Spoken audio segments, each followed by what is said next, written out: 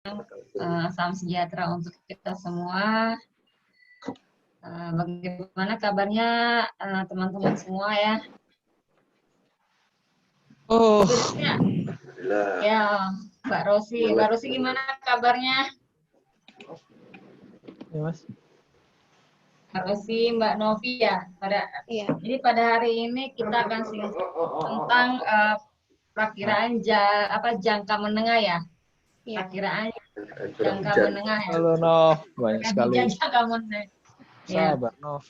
Halo. Ya, nanti di sini pada sinkronis kita kali ini akan kita kedatangan dua narasumber, dan yang pastinya narasumber ini kompeten di bidangnya, yaitu Mbak Novi dengan Mbak Rosi, di mana yang terlebih dahulu yang akan memaparkan dari Mbak Rosi ya. Mbak Novi ya. Mbak Novi ya. Mbak Novi. Setelah itu Mbak Novi langsung lanjut aja ya ke Mbak Rosi. Setelah itu langsung kita tanya jawab. Dan untuk mempersingkat waktu, saya persilakan untuk Mbak Novi. Ya, silakan Mbak. Baik, terima kasih Mbak Dona atas kesempatannya. Assalamualaikum warahmatullahi wabarakatuh. Waalaikumsalam warahmatullahi wabarakatuh. Selamat siang para peserta Diklat Forecaster Klimatologi. Apakah suara saya terdengar jelas? Jelas. Kurang sedikit, Mbak. Oh, kurang sedikit ya, di sini jelas. Ya, kurang besar sedikit. Kalau seperti ini sudah jelas? Ya, sip. Baik. Ya. Baik, pada siang hari ini saya akan menyampaikan materi terkait perakiraan iklim dalam jangka waktu menengah. Berikut adalah beberapa hal yang akan saya sampaikan, yaitu yang pertama, tujuan pembelajaran, yang kedua, klasifikasi prediksi, kemudian dilanjutkan oleh prediksi subseasonal to seasonal, kemudian penjelasan terkait prediksi subseasonal to seasonal dalam operasional BMKG, yang terakhir nanti akan dijelaskan terkait perakiraan curah hujan deterministik dan probabilistik. Berikut adalah poin-poin dari tujuan pembelajaran. Yang pertama adalah mengetahui apa yang dimaksud dengan perakiraan jangka waktu menengah dan produk-produk iklim model global yang menghasilkan perakiraan curah hujan dalam jangka waktu menengah. Kemudian yang kedua, mengetahui pemanfaatan output model ICMWF dalam pembuatan perakiraan curah hujan deterministik dan probabilistik. Kemudian untuk yang ketiga, membuat peta perakiraan curah hujan baik deterministik maupun probabilistik pada wilayah ataupun provinsi peserta. Berikut adalah klasifikasi prediksi berdasarkan jangka waktu. Jadi berdasarkan National Academy of Science Engineering tahun 2016, ada tiga klasifikasi prediksi, yaitu yang pertama, short to medium range forecast. Jadi ini prediksi hingga 14 hari ke depan. Manfaatnya apa? Manfaatnya untuk informasi peringatan dini dan evakuasi. Kemudian yang kedua, yaitu ada medium range forecast. Skala waktunya itu, waktu prediksinya itu berkisar antara 2 hingga 12 minggu ke depan. Nah, yang extended medium range forecast ini biasanya kita kenal dengan sebutan subseasonal to seasonal atau istilah singkatnya S2S. Nah, untuk manfaatnya sendiri yaitu dia untuk mitigasi, kesiapsiagaan, peringatan dini, dan evakuasi sehingga mengurangi risiko. Maaf berisik. Gak apa-apa Mbak, lanjut aja. Lanjut. Yang ketiga ada seasonal forecast atau perakiraan bulanan yang biasa kita lakukan di Klimat. Itu rentang waktunya itu kira-kira antara 3 hingga 12 bulan.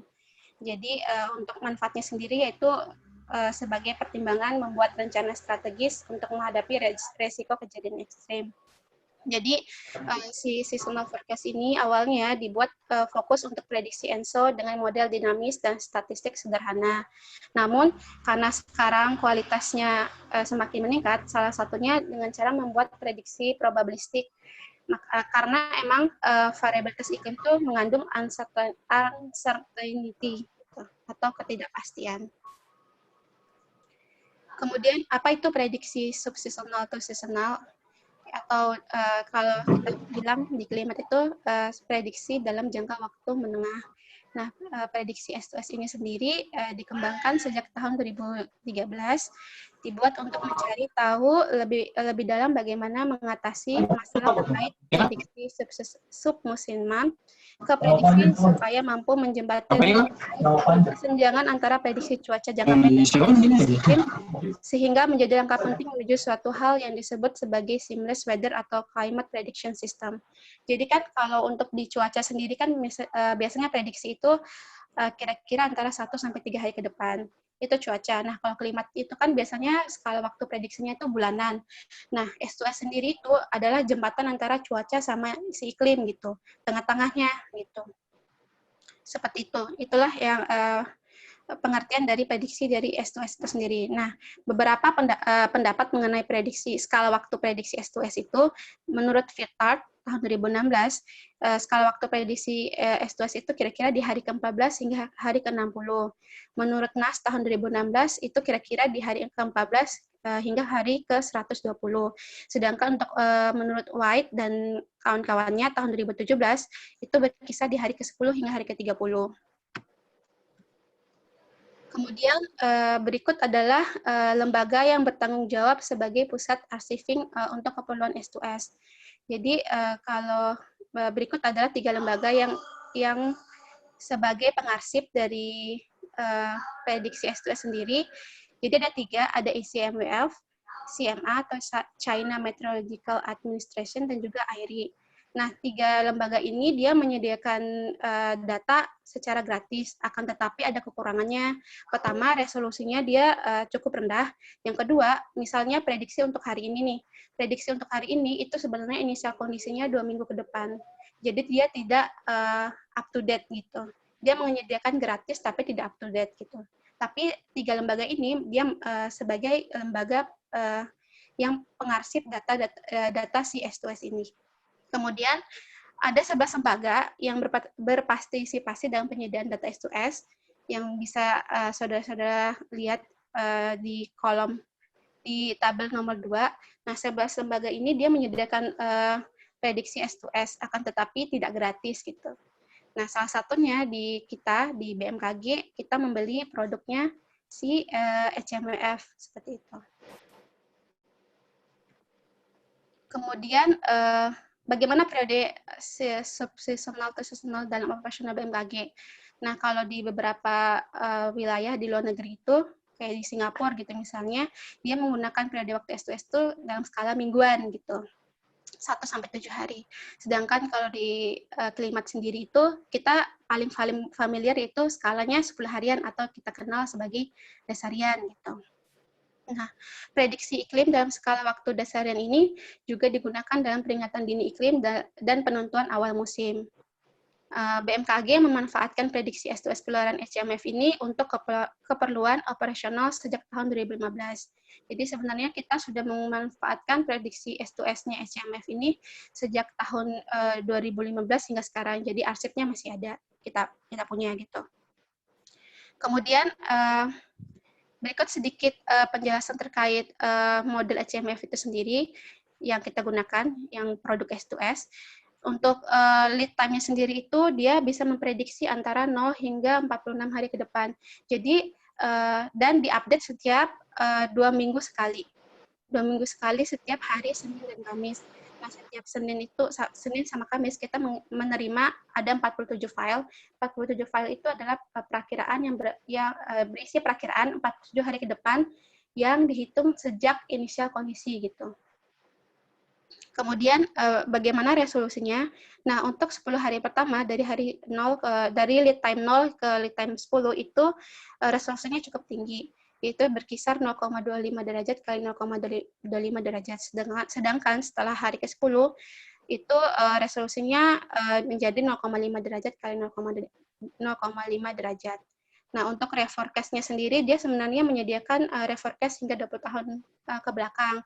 Cuma untuk di operasional BMKG sendiri kayaknya belum memanfaatkan data reforecast dari si produk S2S-nya si HMF ini. Kemudian bagaimana pemanfaatan si S2S ini, prediksi S2S ini dalam operasional BMKG. Jadi pemanfaatan prediksi S2S keluaran HMF dalam operasional BMKG untuk menghasilkan perakiraan iklim dasarian ini masih membutuhkan penyesuaian. Jadi kan prediksi S2S keluaran HMF kan selalu diupdate setiap hari Senin dan Kamis. Namun perakiraan curah hujan dasarian oleh BMKG harus berdasarkan tanggal sesuai kriterianya BMKG gitu.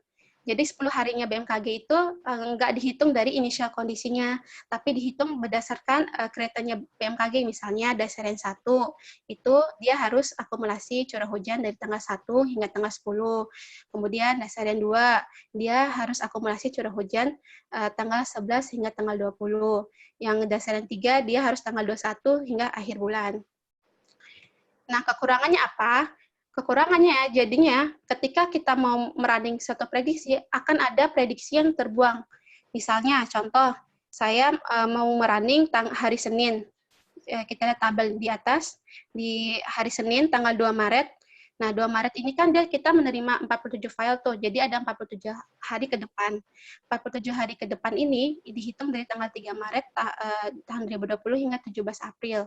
Nah, karena prediksi kita itu harus mengikuti TOK 10 dasariannya BMKG, harus 1 sampai 10, 11 sampai 20, 21 sampai akhir bulan. Jadinya, prediksi yang tanggal 2 ini akan memprediksi dari tanggal 11 Maret hingga tanggal 20, 21, 30, dan seterusnya. Akibatnya ada prediksi atau lead time prediksi yang saya merahin ini yang terbuang seperti itu. Ada 8 prediksi gitu, 8 lead time prediksi yang dihitung dari tanggal 2 itu terbuang gitu. Itu kekurangan dari prediksi yang kita kerjakan selama ini gitu. Nah, sedangkan kalau di beberapa negara yang lain itu misalnya kalaupun 10 hari itu dihitungnya dari initial kondisinya. Misalnya 10 harinya itu dari tanggal 3 hingga tanggal 12 Maret gitu. Jadi tidak ada prediksi yang terbuang gitu. Itu bedanya antara kita dengan beberapa negara. Kemudian karena dia sifatnya 46 hari ke depan, makanya prediksinya itu bisa jadi 3 dasarian hingga 4 dasarian. Seperti itu. Nah, berikut adalah contoh perakiraan hujan dasarian yang kita hasilkan. Biasanya emang ada yang 3, ada yang 4 dasarian. Mungkin teman-teman daerah yang sudah pernah pakai prediksi HMF akan mungkin bertanya-tanya gitu, kok bisa dotpad-nya itu kadang-kadang ada yang 3 dasarian, ada yang 4 dasarian. Karena prinsip kerjanya tuh seperti itu, seperti yang saya sudah jelaskan sebelumnya. Kemudian ini contoh yang orang luar gunakan. Biasanya kan mereka menggunakan skalanya mingguan atau 7 hari. Nah, 7 harinya itu dia hitungnya dari inisial kondisinya, misalnya dari tanggal 2 hingga tanggal 8 Maretnya, dihitung 7 hari ke depan. Seperti itu. Jadi mereka itu bisa menghasilkan perakiran yang lebih banyak, bisa 6-7 minggu ke depan. Kemudian ini adalah contoh prediksi yang cara prediksi orang-orang kerjakan di luar, mereka pakai mingguan, jadi terdapat 6 minggu ke depan untuk prediksinya, lead time 1 hingga lead time 6. Lead time 1 itu adalah week pertama, nah, maksudnya minggu pertama, kemudian minggu kedua hingga minggu ke-6. Nah, berikut adalah penjelasan terkait perakiraan curah hujan deterministik dan probabilistik. Jadi di HMF sendiri tadi yang sudah saya jelaskan bahwa satu kali di running itu dia sebenarnya memuat 51 prediksi. Nah, 51 prediksi ini kita assemblekan menjadi perakiran deterministik. Sebenarnya assemble-nya sederhana saja, yaitu dengan cara merata-ratakan semua anggota member, 51 member itu menjadi satu nilai gitu, dalam satu grid gitu. Kemudian untuk probabilistik sendiri yang seperti yang terpapar di sebelah kanan ini sebenarnya mungkin banyak teman-teman yang sudah pada tahu cara untuk membuatnya. Misalnya peta ini adalah peta prediksi peluang curah hujan kurang dari 50 mm. Jadi misalnya di dalam satu perakiran itu, dalam 51 perakiran itu ada 30 member yang dia kurang dari 50, maka peluang curah hujan kurang dari 50, 30 bagi 51 kali 100. Nah, kira-kira 60% seperti itu. Nah, disitulah cara mendapatkan nilai probabilistik dari suatu perakiraan. Kemudian ini adalah perakiraan curah hujan deterministik itu menyajikan informasi perakiraan akumulasi curah hujan selama kurun waktu tertentu dalam 1 mm. Ya, dalam satu kurun waktu tertentu, maksudnya dalam satu kurun, misalnya dasarian atau enggak bulanan. Kemudian berikut adalah penjelasan terkait perakiraan curah hujan probabilistik, di mana perakiraan curah hujan dasaran probabilistik merupakan perakiraan yang didasarkan pada probabilitas sebuah kondisi iklim dalam terjadi pada sebuah wilayah dalam periode tertentu yang dinyatakan dengan persentase, seperti yang telah saya jelaskan pada sebelumnya. Jadi tinggal kita sesuaikan saja, misalnya probabilistik curah hujan di atas 100, kita tinggal hitung frekuensi berapa banyak curah hujan yang berada di atas 100 dari 51 member itu. Misalnya kalau ada 10, berarti 10 dibagi 51 dikali 100. Sederhana itu untuk mencari curah hujan probabilistik. Kemudian dihitung tiap-tiap gridnya.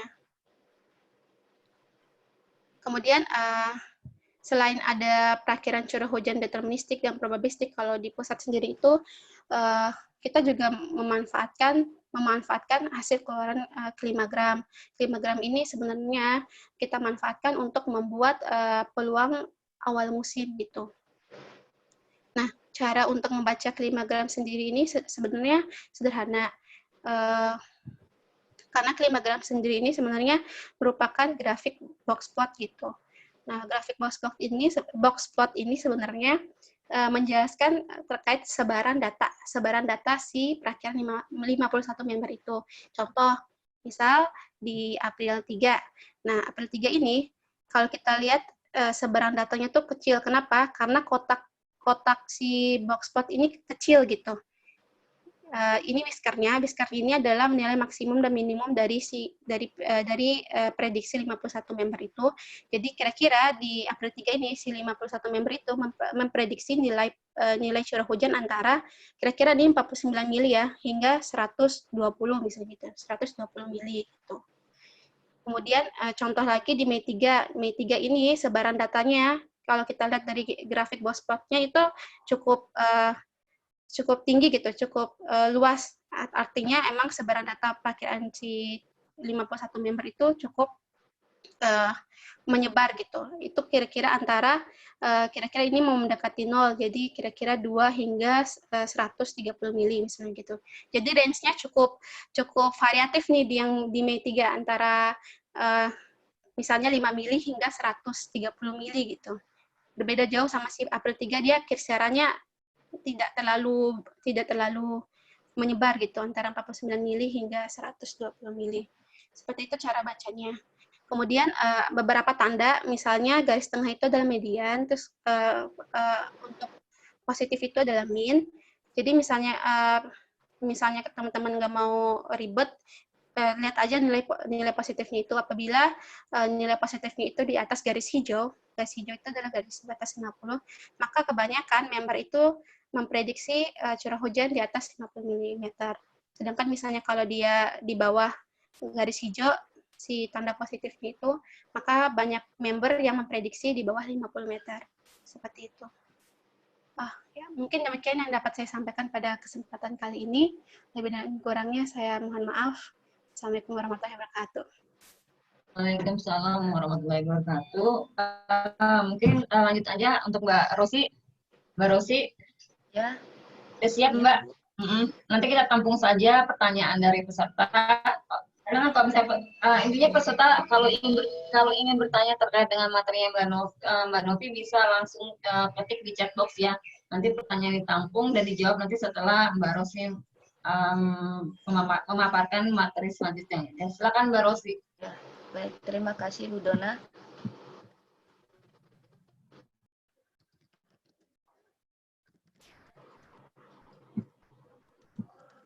Baik, Assalamualaikum warahmatullahi wabarakatuh. Selamat siang semuanya. Saya Rosi Hanif Damayanti. Tadi sudah dijelaskan teori dari Mbak Novi tentang perakiraan jangka menengah. Dan slide PPT kedua ini adalah tentang praktek perakiraan jangka menengahnya. Kira-kira apakah suara saya terdengar jelas? Jelas, Mbak. Oh ya, baik, akan saya lanjutkan. Jadi untuk praktek ini, outline-nya adalah memahami tujuan pembelajaran dari praktek, lalu ada pendahuluan, instalasi tools, lalu cara penggunaannya juga, dan tentang tools ini. Jadi saya lanjutkan untuk tujuan pembelajaran kali ini. Yang teori tadi sudah disampaikan Mbak Novi, yaitu mengetahui apa yang dimaksud perakiraan jangka waktu menengah serta produknya, serta pemanfaatan output model HMBF dalam pembuatan perakiraan curah hujan. Lalu untuk tujuan pembelajaran praktek ini, yang akan kita capai adalah poin 3 dan 4, yaitu membuat peta perakiraan curah hujan, baik deterministik maupun probabilistik, serta memahami dan menganalisis hasil keluaran perakiraan curah hujan deterministik dan probabilistik.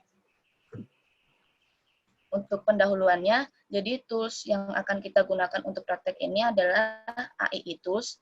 Jadi untuk membuat perakiraan jangka waktu menengah bisa kita gunakan tools ini yang dikembangkan oleh Subbidang Analisis Informasi Iklim BMKG. Sebenarnya tujuannya itu untuk mempermudah pembuatan produk perakiraan hujan deterministik dan probabilistik berdasarkan data model keluaran HMWF. Tools ini dikembangkan sejak tahun 2017 dan awalnya dibuat untuk mempermudah prakirawan UPT BMKG dalam membuat peta perakiraan hujan dari data HMWF tersebut. Nah, selanjutnya semakin berkembang aplikasi ini juga terus dimodifikasi untuk kepentingan training sehingga dapat digunakan juga untuk beberapa negara di wilayah Asia Tenggara. Seperti yang lalu pernah ada dari Timor Leste serta Mas Robi pernah juga ke Papua Nugini untuk share ilmu dari BMKG. Lalu selain itu, aplikasi ini juga terus dikembangkan dari awalnya pemetaan berbasis MATLAB, lalu dimodifikasi menjadi berbasis GIS yang lebih fleksibel dengan aplikasi ArcGIS yang biasa kita pakai. Nah, beberapa requirements untuk AI Tools versi 1.4 ini adalah dari 2017 hingga sekarang itu sudah mengalami beberapa perkembangan dari yang versi 1 hingga sekarang versi 1.4 yang terbaru. Jadi untuk yang spesifikasi komputer yang dibutuhkan disarankan memiliki prosesor Intel Core i5 atau lebih tinggi. Sebenarnya tidak wajib, tapi hanya disarankan aja supaya lebih cepat menghasilkannya. Lalu RAM-nya minimal 4 GB atau boleh lebih. Sistem operasinya menggunakan Windows 64 bit, disarankan memakai Windows 10, tapi tidak wajib juga, karena di saya juga di Windows 8 juga bisa. Lalu telah terinstall aplikasi ArcGIS 10.4.1, dan bisa membaca .xlsx, jadi membaca Excel yang dari versi 2007 ke atas.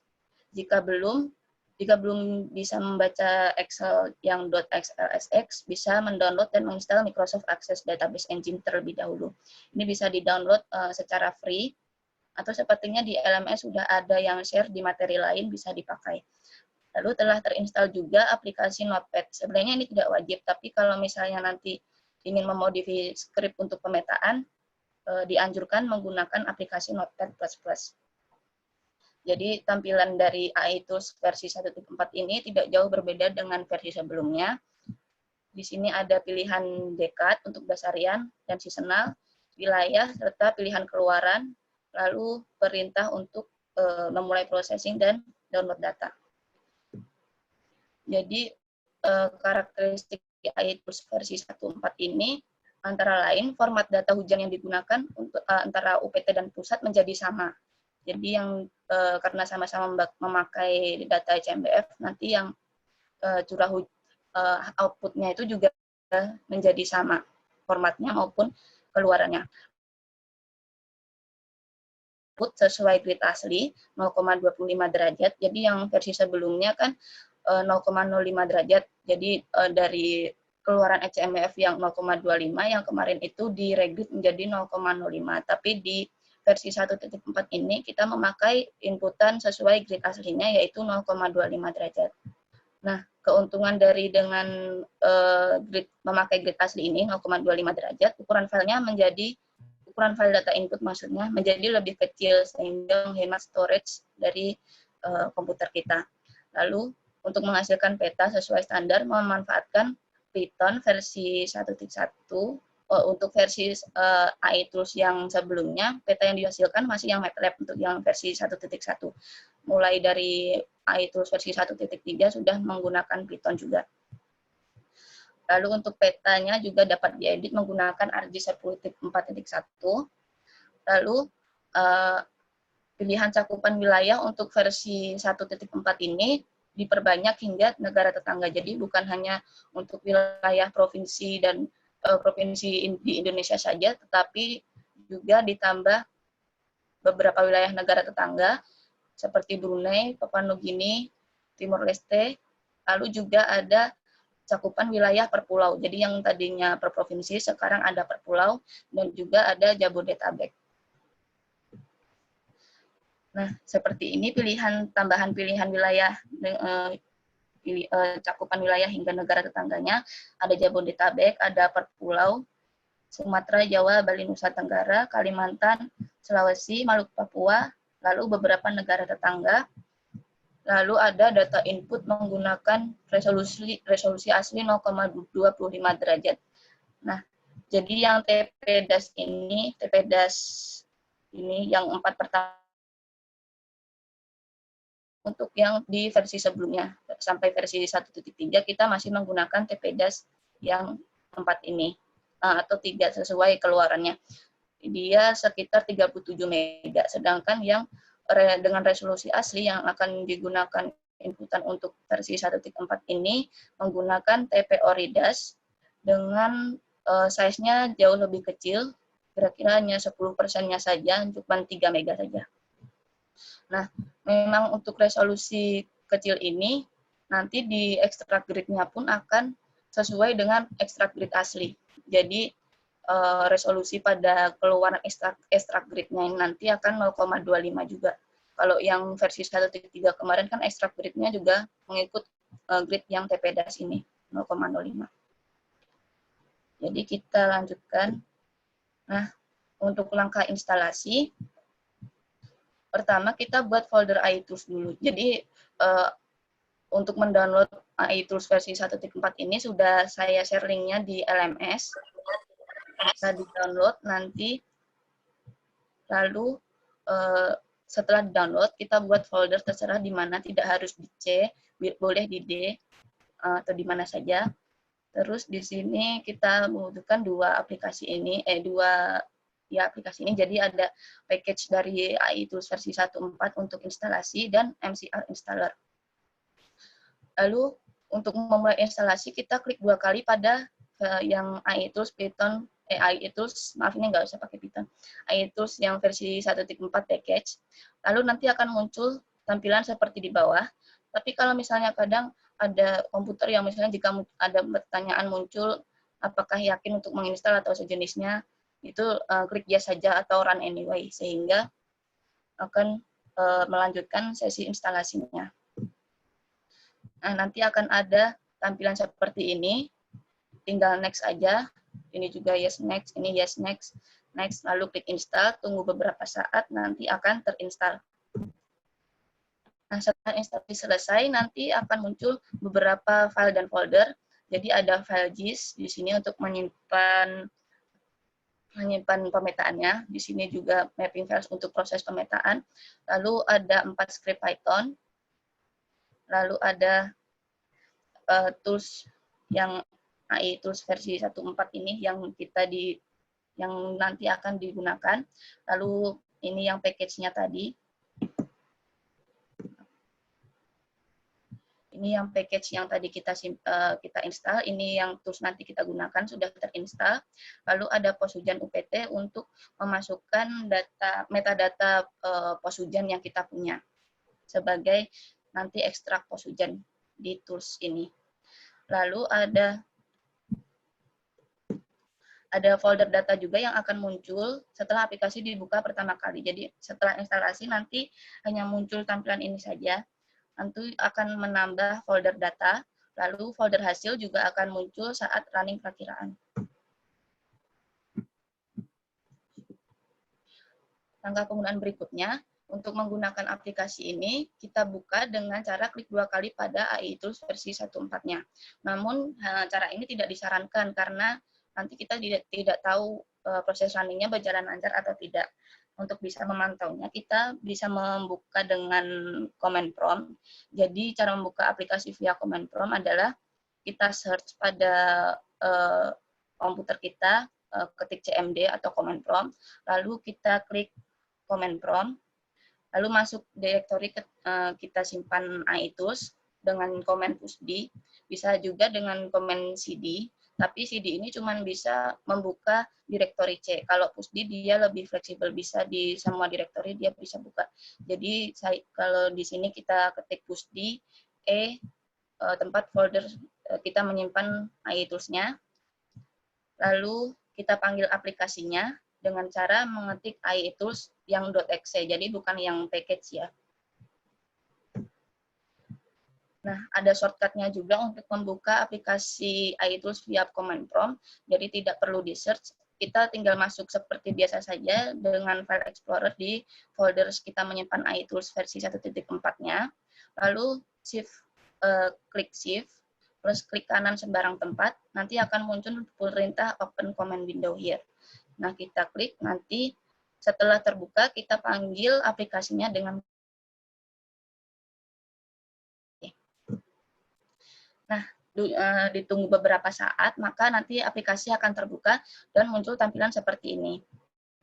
Jadi ada pilihan membuat perkiraan hujan bulanan, dasarian, pilihan untuk memilih wilayah, lalu kita bisa memilih keluaran apa saja yang kita inginkan, nggak harus semua, nanti misalnya hanya butuh probabilistik juga boleh. Lalu, nah sebelum kita memulai proses dengan start proses, pastikan kita sudah mendownload data inputannya. Jadi untuk download datanya, kita bisa mengklik download data ini untuk mengakses link TPO Redas yang sudah tersedia.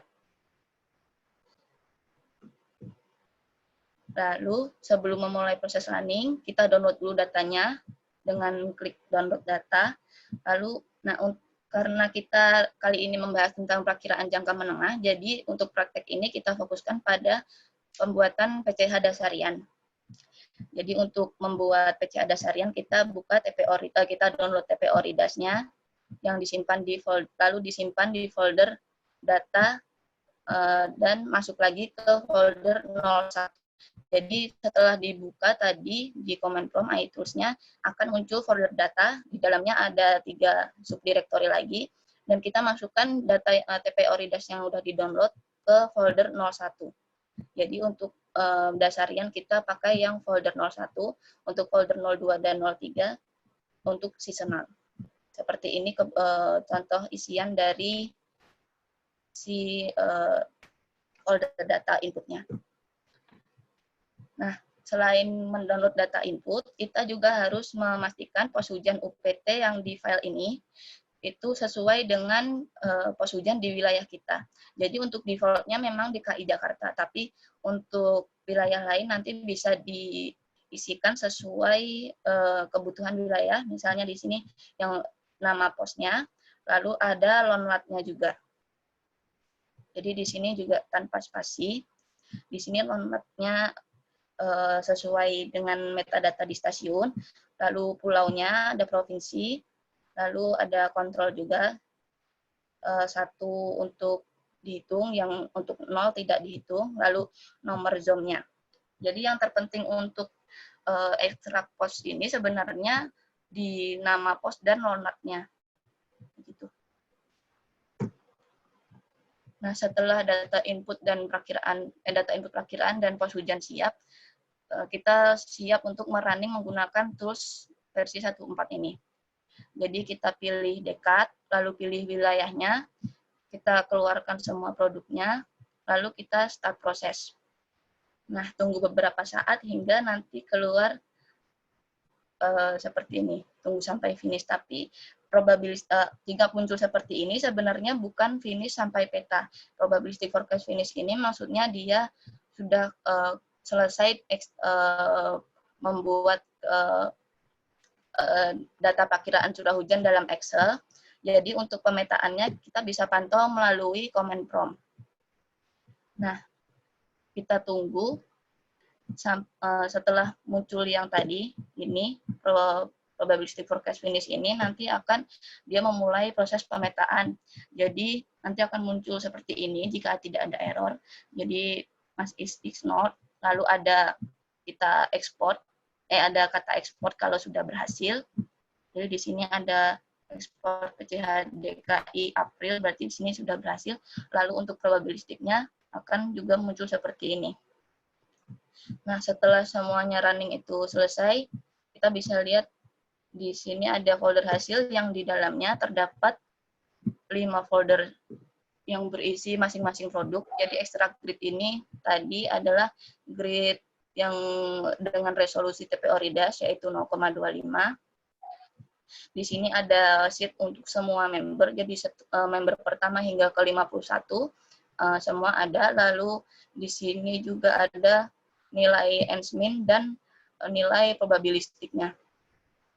Jadi itu untuk extract grid. Lalu folder extract post di sini dan ada folder ada satu file extract di masing-masing lokasi.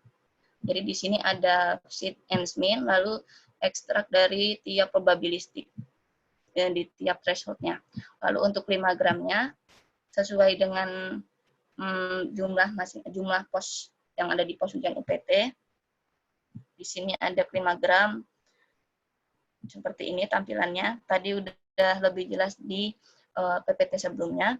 Lalu di sini juga ada selain yang perdasarian ini juga ada yang member 1 sampai ke 51. Lalu selain itu ada keluaran peta PCH deterministik dan probabilistik. Tampilannya seperti ini. Nah, di sini kalau kita lihat ada tergantung dari outgrid dari interpolasi yang kita inginkan. Kalau default-nya kan di skrip pemetaan kita bisa lihat di sini ada yang kurang, ada yang tidak, ada yang bolong gitu kan di pesisirnya sini. Ini karena outgrid-nya masih 0,05 untuk default-nya. Jadi kalau pengen lebih smooth lagi interpolasinya supaya tidak kotak-kotak seperti ini, bisa lebih haluskan lagi di modifikasi peta. Jadi untuk tambahan tambahan ini mengenai modifikasi peta bisa dilakukan oleh user. Jadi misalnya untuk ubah layout bisa menambah peta tematik atau mengubah desain tata letak dari petanya bisa dilakukan menggunakan MXD dalam folder GIS. Jadi di dalam folder GIS ini ada beberapa kelengkapan peta dari base map hingga raster, legend, SCH, SH, dan warna probabilistik. Nah, untuk mengubah atau mengedit layoutnya, kita bisa membuka folder MXD, di mana di dalam ini ada masing-masing tiap provinsi memiliki layoutnya masing-masing dari provinsi dan beberapa wilayah cakupan yang baru.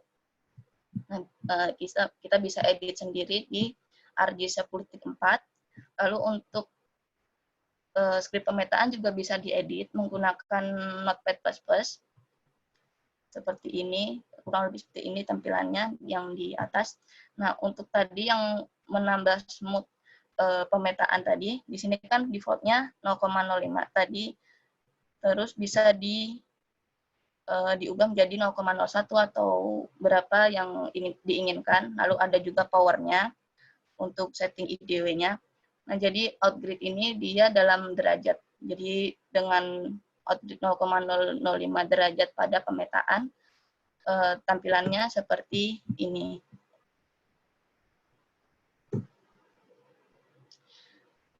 Tapi outgrid ini tidak mempengaruhi ke extract grid ya. Jadi extract grid itu kan benar-benar dari input data TPO Ridas, tapi untuk yang outgrid di skrip pemetaan ini hanya untuk smoothing pada peta saja.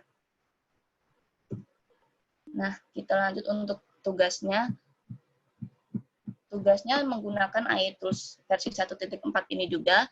Jadi download AI Tools versi 1.4-nya di link praktek yang telah dibagikan di LMS, atau bisa juga melalui link ini. Lalu install AI Tools sesuai petunjuk tadi.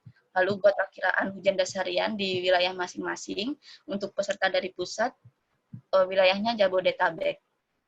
Lalu untuk menggunakan iTools versi 4 ini dalam praktek ini kita gunakan inisial 4 Mei 2020, sudah diupload. Lalu dalam bentuk yang dihasilkan dalam bentuk 5 gram, peta deterministik, dan peta probabilistik. Jadi semua output kita keluarkan. Lalu untuk analisisnya, untuk dikumpulkan juga yang dikumpulkan nanti adalah satu file Word, maksimal 5 halaman saja, dengan nama file UPT _ nama peserta. Jadi nanti masing-masing mengumpulkan satu file Word untuk analisis 5 gram pada satu lokasi, lalu analisis peta deterministik ini tentang curah hujan dan sifat hujan, lalu peta probabilistiknya enggak semua peta kita analisis, hanya yang di atas 100 mm dan di bawah 100 mm, tapi untuk 3 dasarian ke depan. Untuk 3 dasarian ke depan. Lalu untuk kalau misalnya pengen memodifikasi atau ada yang ingin diubah sesuai informasi terbaru UPT-nya, misalnya ada perkembangan pemekaran wilayah atau apa, boleh, meskipun tidak wajib, bisa dicantumkan juga apa saja yang dimodifikasi, sehingga bisa dijadikan pertimbangan untuk poin tambahannya. Jadi tugas ini sebenarnya seperti yang kita biasa kerjakan saja untuk operasional, hanya menambah analisis di 5 gram. Baik, kita sampaikan acknowledgement untuk Mas Robi dan Mas Budi sebagai pengembang dari iTools hingga versi 1.4 ini. Terima kasih juga untuk Bapak Ibu peserta atas perhatiannya. Saya ucapkan terima kasih. Saya kembalikan ke moderator. Ya, terima kasih untuk Mbak Rosi. Saya akan langsung ke pertanyaan ya. Saya akan membacakan pertanyaannya. Ini buat siapa? Nggak tahu nih ya. Coba. Ini dari Mas Arif Rahman.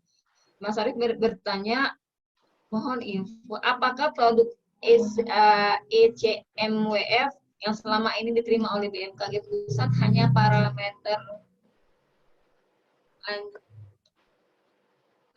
parameter presipitasi saja? Bagaimana dengan parameter lainnya, misalkan komponen angin, tekanan udara, temperatur, presipitasi water, dan parameter lainnya tiap level ketinggian. Karena dapat dimungkinkan untuk dijadikan perakiran dinamika atmosfer minimal untuk dasarian. Ini dari Mbak Rosi atau Mbak Novi? Ya, Mbak Dona, mungkin saya coba menjawab pertanyaan dari Pak Arif. Untuk pertanyaan nomor 1, terkait apakah produk ECMWF kita punya parameter lain. Jadi mungkin ini yang menariknya yang tidak diketahui oleh teman-teman daerah. Jadi untuk di pusat sendiri itu kita memang memakai produk ECMWF, tapi kita punya 2 produk. Yang satu S2S, yang satunya lagi itu produknya seasonal. Nah, yang S2S sendiri ini, yang tadi yang sudah saya sampaikan, dia itu berisi perakiran 0 hingga 46 hari ke depan. Sedangkan untuk yang seasonal sendiri itu, dia bisa memperakirakan dari 0 hingga 7 bulan ke depan. Dan basis datanya itu sebenarnya harian dua-duanya. Akan tetapi untuk yang S2S sendiri ini, dia terbatas hanya presipitasi saja. Tapi untuk yang seasonal ini, baru di awal tahun sepertinya, karena banyak yang request. Jadi dulunya yang produk seasonal ini, si ECMWF ini, dia hanya presipitasi saja. Akan tetapi karena banyaknya permintaan, maka parameter lain seperti temperatur, tekanan udara, dan lain-lain sebagainya itu kita miliki gitu. Kemudian ada update sistem juga di perakiran ECMWF yang seasonal. Kemarin kita menggunakan sistem 4, yang sekarang kita gunakan sistem 5 yang resolusinya jauh lebih bagus seperti itu. Jadi kan si seasonal ini kan meskipun dia perakirannya itu sifatnya seasonal 0 sampai 6 bulan, tapi basisnya itu dia harian. Jadi sebenarnya bisa dibikin dasarian seperti itu. Akan tetapi kualitas produknya itu sebenarnya bagusan si S2S ini. Hanya saja si S2S ini hanya terbatas di presipitasi saja gitu. Seperti itu Pak Arif. Jelas ya untuk Mas Arifnya. Kalau misalnya belum jelas bisa ditanyakan lagi ya di chat box karena kita punya waktu yang masih cukup banyak gitu ya. Kemudian selanjutnya pertanyaan dari Mas Arif juga, apakah lisensi ECM EWF yang dimiliki oleh BMKG juga termasuk untuk parameter kimia atmosfer? Baik, saya sedikit menjawab. Untuk analisis sendiri, operasional arsipnya, semuanya open access untuk BMKG. Nah, kalau untuk forecast-nya ini benar-benar harus by request gitu. Seperti yang kita pakai hujan dan lain sebagainya itu. Yang tadi saya jelaskan yang seasonal. Seperti itu, Pak Arif. Kemudian ada pertanyaan selanjutnya dari Staklim Mempawah. Analisis klimagramnya dipilih satu pos saja atau tidak? Ya, mungkin Mbak Rosi. Baik, terima kasih pertanyaannya, Bu Dona. Jadi analisis klimagramnya dipilih satu lokasi saja. Di satu klimagram itu kan sudah mencakup sampai prediksi dasarian yang ketiga kan. Jadi silahkan dianalisis. Lalu untuk analisis di tugasnya itu nggak harus terpaku seperti operasional, bisa bebas. Misalnya ingin menambahkan analisis PCH dengan tema yang khusus, dengan tambahan tema khusus misalnya di jalur Pantura atau wilayah wisata di provinsi masing-masing gitu juga boleh. Jadi untuk analisisnya sebenarnya yang 5 gram ini untuk satu pos. Lalu untuk analisis 5 gram maupun petanya bisa ditambahkan analisis khusus, nggak wajib tapi bisa menjadi pertimbangan untuk effort nilai tambahannya. Gitu. Jelas ya dari Staklim Mempawah. Kemudian mungkin buat Mbak Rosi juga nih, Mbak Rosi, pertanyaan selanjutnya dari Wenas yang terkait dengan Wenas ini sudah berusaha untuk menginstal all di komputer dan dicoba untuk merunning peta data dan proba sesional untuk wilayah Sulteng. Setelah proses running selesai, peta yang muncul betul wilayah Sulteng, namun untuk Excel yang muncul ketika saya buka wilayah Sumut. Nah, itu kira-kira kesalahannya di mana? Jadi ada perbedaan ya antara di peta sama di Excel. Nah, baik Bu, akan saya coba jawab. Jadi untuk AI Tools ini, jadi ada keluaran peta dan Excel-nya. Nah, memilih provinsinya itu akan memotong di wilayah sesuai wilayah yang kita pilih di AI Tools-nya. Nah, untuk Excel-nya itu bergantung dari isian pos hujan UPT. Jadi, kalau misalnya di file pos hujan UPT-nya belum diisi wilayah Palu, jadinya sesuai default-nya. Untuk versi 1.3 kemarin memang default-nya pos hujan UPT isi pos hujan yang di Sumut. Jadi, bisa disesuaikan pos hujan UPT-nya dengan metadata pos hujan yang di Sulawesi Tengah. Begitu. Makanya di hasilnya bisa beda karena pos hujan UPT-nya belum diisi pos hujan di wilayah Pak Wenas. Berarti harus diisi dulu ya Mbak Rosi ya? Ya harus pos hujan UPT-nya disesuaikan dulu. Disesuaikan dulu ya. Mungkin Mbak Wenas sudah jelas Kak, sudah jelas ya. Nanti bisa dicoba kembali. Berarti tidak bermasalah dengan instalasinya ya, tapi inputannya aja yang belum lengkap ya Mbak ya? Iya, betul. Kemudian selanjutnya dari Tuti Herawati, kira-kira kenapa ya perakiraan dari ECMWF sering berbeda dengan perakiraan menggunakan hasil running data observasi? Oke, baik. Mungkin saya coba jawab. Ya, memang untuk model ECMWF ini tidak semua daerah itu bagus untuk digunakan. Ada daerah yang bagus, ada juga daerah yang cukup dari perakiraan statistik. Artinya perakiraan statistik itu kan dia memanfaatkan data observasi sebelumnya. Jadi memang ECMWF itu tidak akan baik untuk tiap wilayah seperti itu, Mbak Tuti. Jadi setiap daerah itu punya verifikasi perakiraan yang berbeda-beda terhadap model ECMWF. Jadi memang ini dilimpahkan ke daerah mau menggunakan ECMWF atau statistik gitu. kemarin ada beberapa yang saya survei ke teman-teman saya, dia menggunakan HMF atau enggak. Ada yang enggak, ada yang iya, dan ada juga yang mix gitu. Jadi dia satu provinsi nih, tapi dia mix. Di wilayah, misalnya di wilayah utaranya dia pakai HMF karena bagus HMF-nya, terus yang di wilayah selatannya dia memakai statistik itu, seperti itu. Statistik itu seperti kayak Arima, Envis, Arima Weflet, dan lain sebagainya. Seperti itu. Mudah-mudahan jelas ya untuk Mbak Tuti. Kemudian selanjutnya dari Adriansyah, mohon solusinya jika pada saat kita running aplikasi HMF atau iTools maupun analisis GSMap, tetapi hasil pakaiannya tidak keluar setelah kita cross-check di CMD. Nah, itu bagaimana? Kenapa?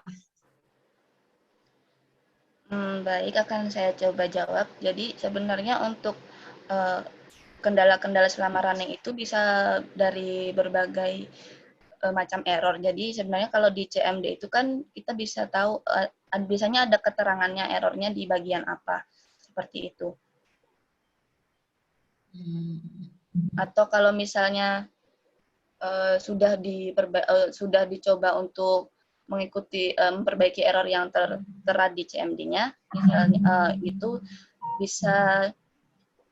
bisa di ini aja dari folder hasil di delete dulu aja semua, baru di run ulang lagi. Bisa jadi error itu data inputnya kurang lengkap atau data inputnya korup atau bagaimana. Berarti diulang dari proses dari awal lagi ya Mbak Rosi ya? Membaca notifikasi error di CMD-nya dulu, Bu Dona. Oh gitu. Jadi tergantung errornya di bagian mana. Kalau misalnya di notifikasi errornya kita kita rasa sudah benar, kita cross check, misalnya kita cross check datanya sudah benar atau di processingnya sudah benar, bisa diulang lagi gitu. Kalau misalnya memang tidak bisa. Mungkin untuk Ariansa nanti bisa, ya mungkin bisa di screenshot ya hasil dari CMD-nya itu seperti apa. Nanti bisa ditanyakan di forum diskusi ya Mbak Rosi ya. Iya, betul. Jadi biar Mbak Rosi tahu di CMD-nya itu misalnya hasilnya apa gitu, biar bisa memberikan solusi. Ya, kemudian selanjutnya Mas Tommy bertanya untuk Mbak Novi dan Mbak Rosi, jika ada terdapat error saat menjalankan iTools, umumnya errornya terdapat di mana? Apa di script atau di datanya? Mbak Rosi dulu. Oh ya, silakan. Ya, boleh.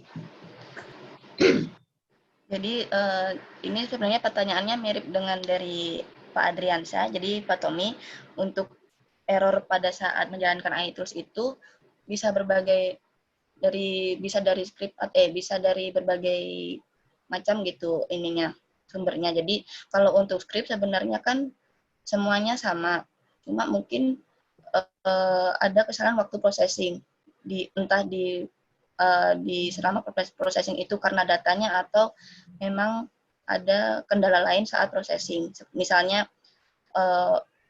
ada file yang di running itu masih terbuka yang sehingga tidak bisa di run di iTools juga bisa seperti itu. Ya. Mungkin ada tambahan dari Mbak Novi. Ya, benar yang dikatakan Rosi gitu. Sebenarnya skripnya kan sudah seperti itu gitu. Paling kalaupun ada kendala, misalnya salah satunya itu karena ArcGIS yang kita gunakan itu versinya berbeda dengan yang di iTools ini. ArcGIS-nya itu kan kalau untuk di iTools ini sebenarnya kita menggunakan 10.4. Karena pas pembuatan proses MXD-nya itu kita memanfaatkan ArcGIS 10.4. Terus yang kemudian di versi ArcGIS 10.4 ini dia itu tidak untuk membuat peta otomatis itu dia tidak bisa membaca file .xlsx gitu. Nah, caranya itu kita harus menginstal dulu ArcGIS Database Engine gitu. Yang seperti yang Rosi tadi sudah jelaskan gitu. Seperti itu salah satu kendalanya. Biasanya sih kendalanya pada saat proses pemetaan gitu, proses menjalankan skripsi ArcGIS Python-nya itu.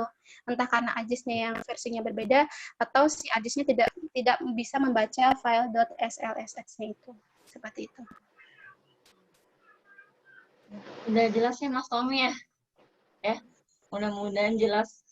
Ada lagi pertanyaan, karena waktunya masih banyak. Kita sampai jam 2 sebenarnya Mbak Rosi dan Mbak Novi. Cuman Ya. kita punya spare waktu 1 jam apabila mungkin ada teman-teman yang ingin ditanyakan gitu ya terkait dengan tugas atau mungkin materi atau prakteknya gitu ya. Atau lain-lainnya gitu ya. Mungkin ada lagi pertanyaan dari teman-teman, apa semuanya sudah sangat jelas? Saya mungkin minta komennya dari teman-teman, sudah paham semua materi yang disampaikan oleh Mbak Novia dan Mbak Rosi?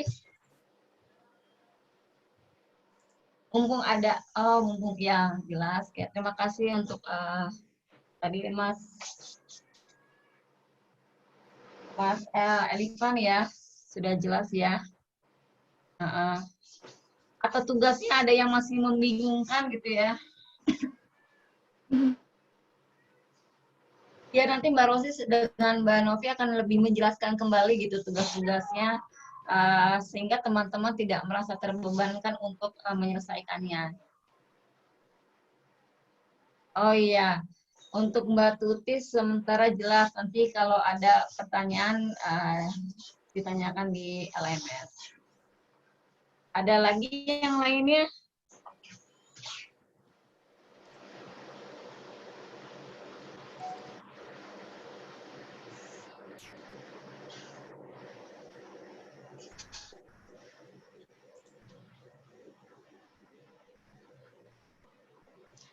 Izin Bu Dona, saya Ya, ingin silakan. menambahkan.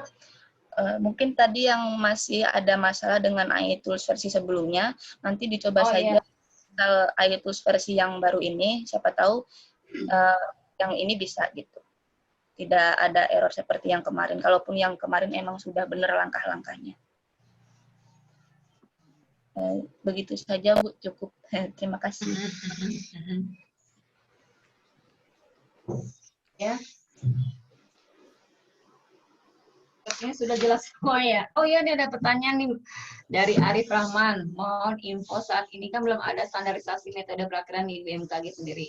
Masih memungkinkan nggak terjadi perbedaan yang cukup signifikan antara output BMKG Pusat, UPT, di mana BMKG Pusat full menggunakan luaran atau keluaran dari ECMWF, sedangkan UPT masih bervariasi terkait metodenya, statistik, ECMS, atau assemble dari multimodel.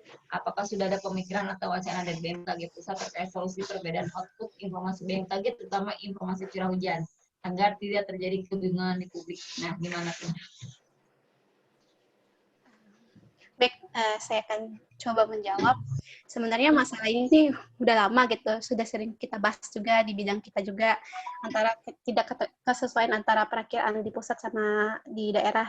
Kadang kan terkadang ada juga nih wartawan yang jeli gitu, dia ngelihat di perakiraan di satu wilayah A kayak gini yang dikeluarkan di BMKG Regional News itu, kemudian di BMKG Pusat seperti ini gitu, jadi ada perbedaan gitu. Jadi memang ini udah jadi kayak permasalahan kita dari dulu. Nah, makanya si iTools ini kita canangkan, kita tawarkan ke teman-teman daerah untuk gunakan gitu, biar pelakiran antara pusat sama daerah tuh sama seperti itu. Akan tetapi memang nggak semua daerah tuh mau menggunakan ECMF ya, karena balik lagi seperti pertanyaannya Bu Tuti tadi, kalau emang perakiran ECMF itu tuh tidak akan selalu baik gitu untuk satu wilayah di Indonesia gitu, di satu wilayah provinsi di Indonesia gitu. Makanya baik lagi untuk perakiraannya baik dasarian maupun bulanan itu dikembalikan lagi ke UPT masing-masing mau menggunakan metode apa seperti itu. Sebenarnya kalaupun kita mau menggunakan statistik, sebenarnya kita gunakan statistik. Tapi biasanya statistik itu kita gunakan pada saat perakiraan musim, karena kita memanfaatkan data historis dari pos hujan utama yang teman-teman input gitu di BMKG Solve seperti itu. Oleh karena itu kita yang cepatnya ya udah kita pakai data produk ECMWF yang memang kalau nggak salah verifikasinya cukup baik untuk wilayah Indonesia seperti itu. Mungkin Rosi mau menambahkan? Baik, cukup Mbak tadi sama dengan Mbak Novi. Cuman mungkin Mbak Novi sama Mbak Rosi mungkin bisa menjelaskan lebih jelas lagi kira-kira daerah seperti apa sih yang bagus menggunakan ECMF, atau yang bagus atau yang jelek gitu. Ada kriteria tertentu nggak gitu? ada bukan kriteria sih sebenarnya, tapi kalau dari yang pernah dilakukan di Subit, verifikasi untuk perkiraan ECMWF itu lebih bagus di wilayah yang monsunal seperti itu, Ya, dan kurang bagus sama. untuk yang di ekuatorial kalau ECMWF-nya. Oh, jadi kalau yang agak jauh kurang bagus itu ya? Bagusnya yang di monsunal, jadi seperti wilayah Jawa, Bali, Nusa Tenggara, terus beberapa wilayah seperti di Sulawesi atau di Sumatera yang bertipe monsunal, dia terhitung bagus. Ya. Mungkin ada tambahan Mbak Novi? Ya, saya setuju dengan Rosi. Memang kalau untuk HMF ini sendiri sangat baik sekali untuk wilayah monsunal, seperti yang Rosi jelaskan tadi. Dan nggak hanya monsunal sebenarnya, di beberapa wilayah ekuatorial maupun yang dia pola hujannya berkebalikan sama monsunal, ada beberapa wilayah yang cukup baik menggunakan HMF. Tapi nggak semua. Tapi si monsunal tadi umumnya bagus untuk perakiran HMF. Seperti itu.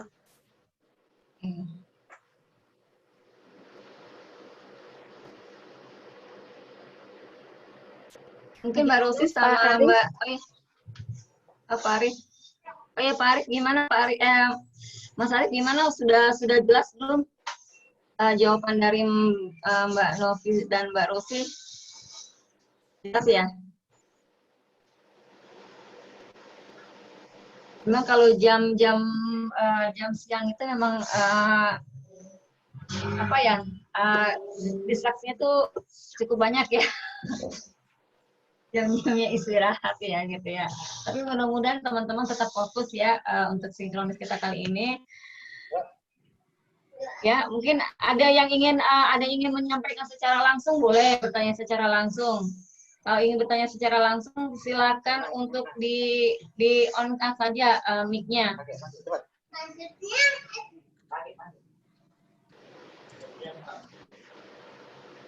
Ini Mbak Novi sama Mbak Rosi mungkin ada lagi pertanyaan lanjutan dari Mas Arif nih. Tapi sebenarnya kan setiap model mempunyai ketidakpastian sendiri-sendiri. Apakah ada wacana menggunakan multi-model assemble? Rosi mau coba jawab? Oh ya, boleh nanti Mbak Novi tambahin ya. Ya. Jadi sebenarnya di Subit AII dari tahun 2019 mengembangkan bukan model baru sih, tapi memanfaatkan berbagai model global untuk dibuat multi model ensemble. Jadi kita namakan kemarin tuh INA-MME dan kedepannya akan terus kita kembangkan. Jadi dari tahun kemarin itu sudah kita perkenalkan di beberapa UPT yang dekat dengan pusat dulu. Jadi multi model ensemble ini kita menggunakan beberapa model untuk perakiraan hingga 1 tahun ke depan. Jadi misalnya kita running bulan bulan Mei, nanti akan keluar hingga bulan April tahun 2021 gitu. Baik, sedikit menambahkan dari Rosi, benar yang disampaikan oleh Rosi. Jadi di subbidang kami sendiri, yaitu subbidang analisis informasi iklim, sejak tahun 2019 sudah mengembangkan rencana pengembangan sistem INA-MME, yaitu perakiraan curah hujan bulanan menggunakan multi-model assemble. Tapi ada embelan INA di depannya. Nah, embelan INA di depannya ini kenapa? Jadi dari model-model global yang kita download, banyak model global yang kita download, meskipun dia gratis, tapi kita koreksi dulu. Koreksinya kita pakai data curah hujan yang di blending antara pos hujan sama data satelit gitu. Jadi si INA-MME ini sebenarnya lebih bagus gitu dibandingin MME saja karena sudah terkoreksi dengan data pos hujan. Kemudian kapan segera dioperasionalkan? Sebenarnya yang model MME ini masih kita kembangkan untuk di tahun 2020 ini, karena kan si MM ini kan hanya menggunakan model-model yang ada di IRI. Nah, kita mau input si HMF di dalam si MM itu, gitu.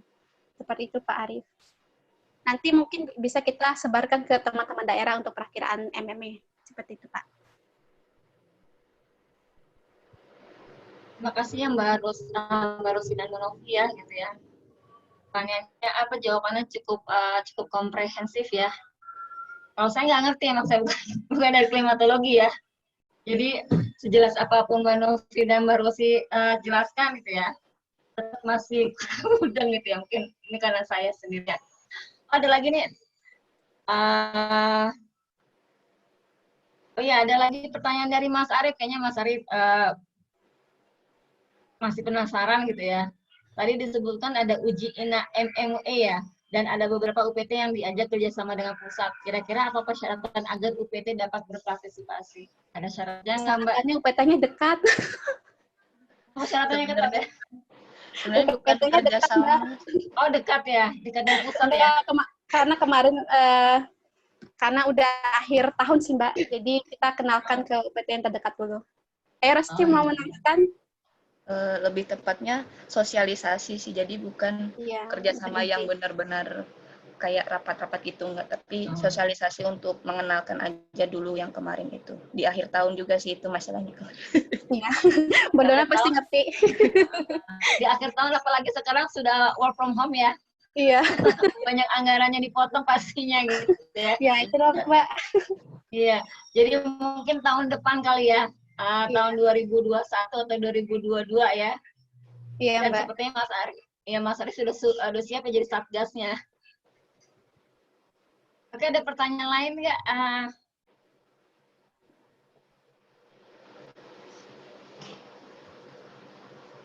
Kayaknya sudah cukup jelas ya Mbak Rosi sama Mbak Novi ya gitu ya. Cuma mungkin Mbak Novi sama Mbak Rosi ada kalimat penutup atau mungkin kalimat penguat untuk teman-teman gitu ya. Terkait apa saja gitu ya. Silakan Mbak Novi dan Mbak Rosi. Sebelum kita menutup sinkronis kita kali ini. Rosi aja.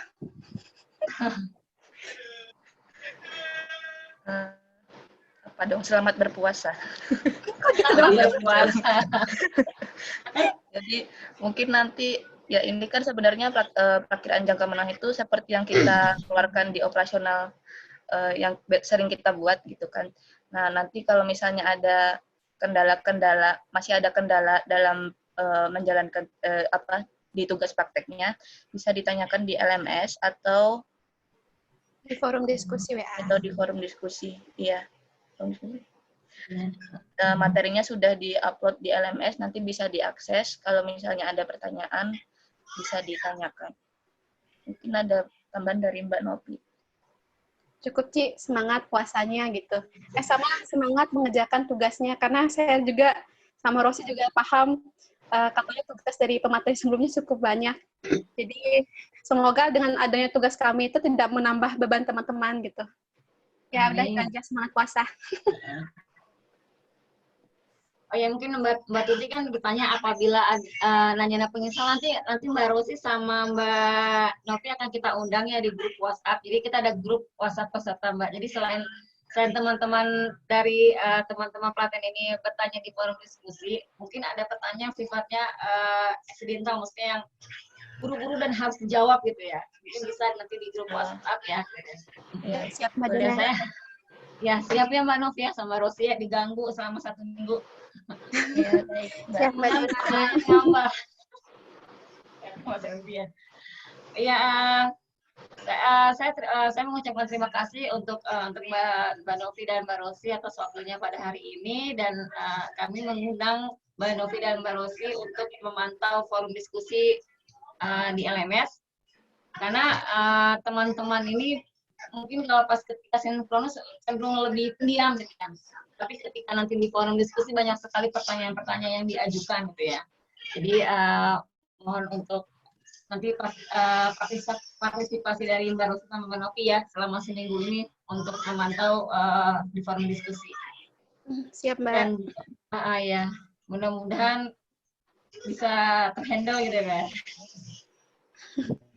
Karena kalau work from home itu banyak sekali ya hambatannya ya, ternyata gitu ya.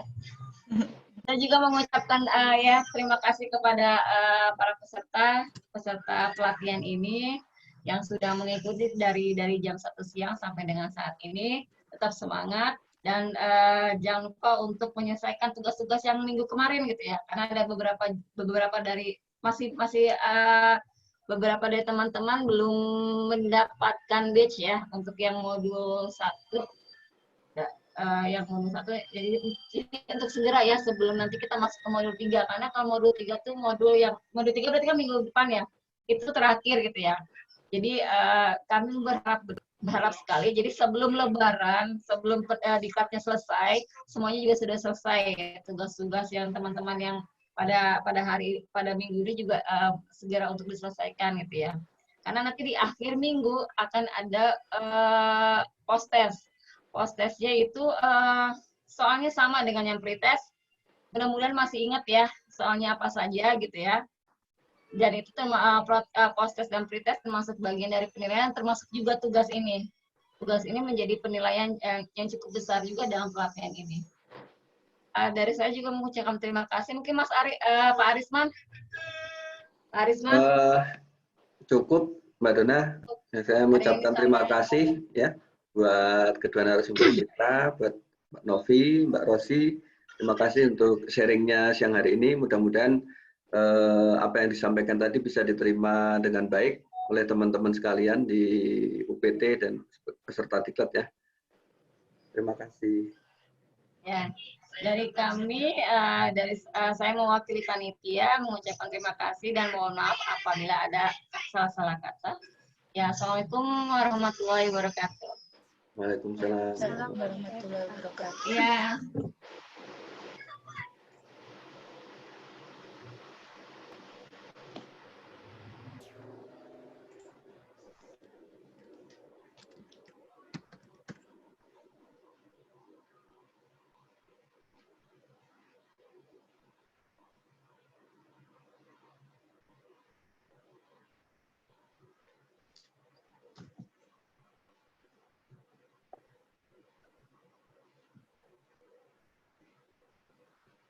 Izin kelasnya ditutup ya teman-teman semua. Terima kasih atas partisipasinya.